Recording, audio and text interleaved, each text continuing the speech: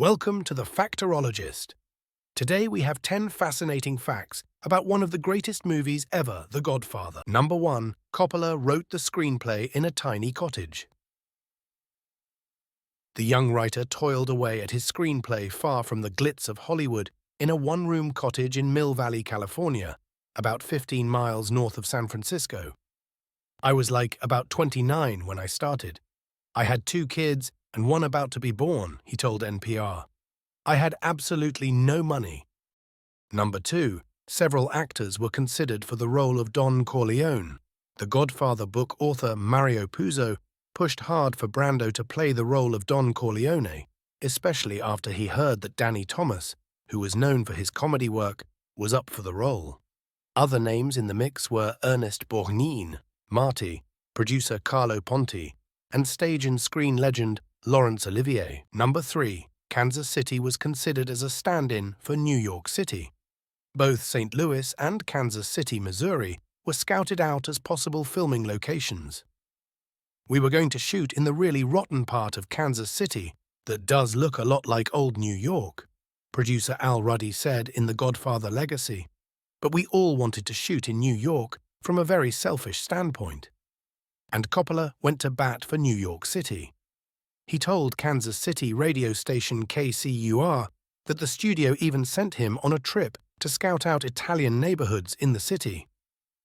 New York, in those days when we shot, had gotten a black eye of being a very tough and not good place to shoot.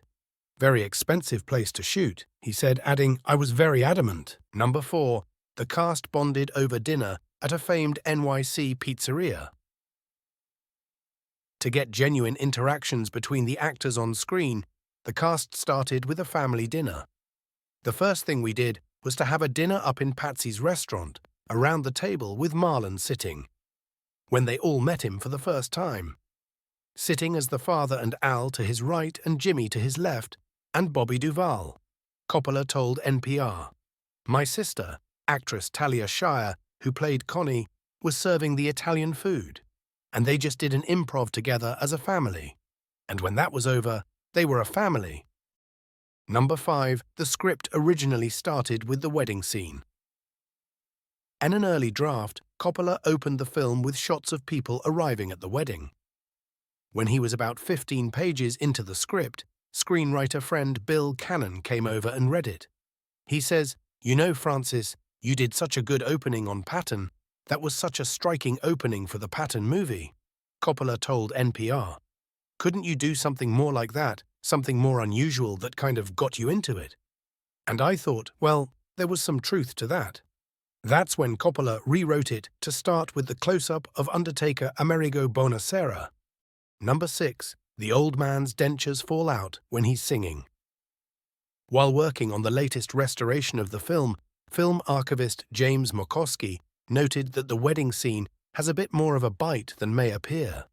The old gentleman singing the song at the wedding, his dentures start falling out, he said. It's fun to see things frame by frame, because you'll see things that no one actually sees. Number 7. The cat that Don Corleone strokes was a stray. While Don Corleone petting his cat in his office has turned into one of the more memorable moments, it was born out of spontaneity. Coppola noticed a grey stray cat roaming around the set, picked it up, and handed it to Brando to hold. Number 8.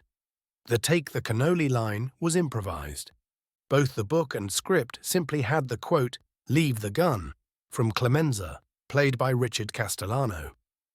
But the actor improvised and added take the cannoli, based on a suggestion from his on- and off-screen wife, Ardell Sheridan, as a follow-up to a previous scene where she asked him to get the dessert.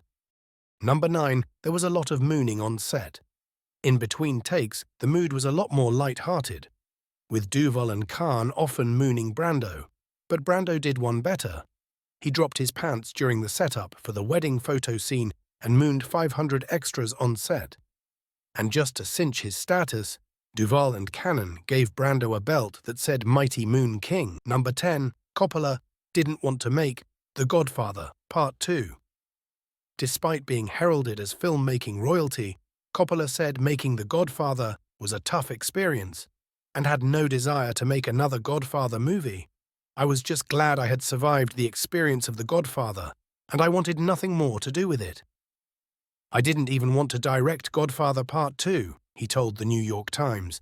It's a good thing Coppola reconsidered. The Godfather Part 2 was nominated for 11 Academy Awards, won 6, and became the first sequel to win Best Picture.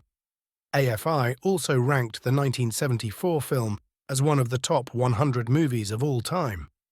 Thanks again for listening, and please subscribe to The Factorologist. Until next time.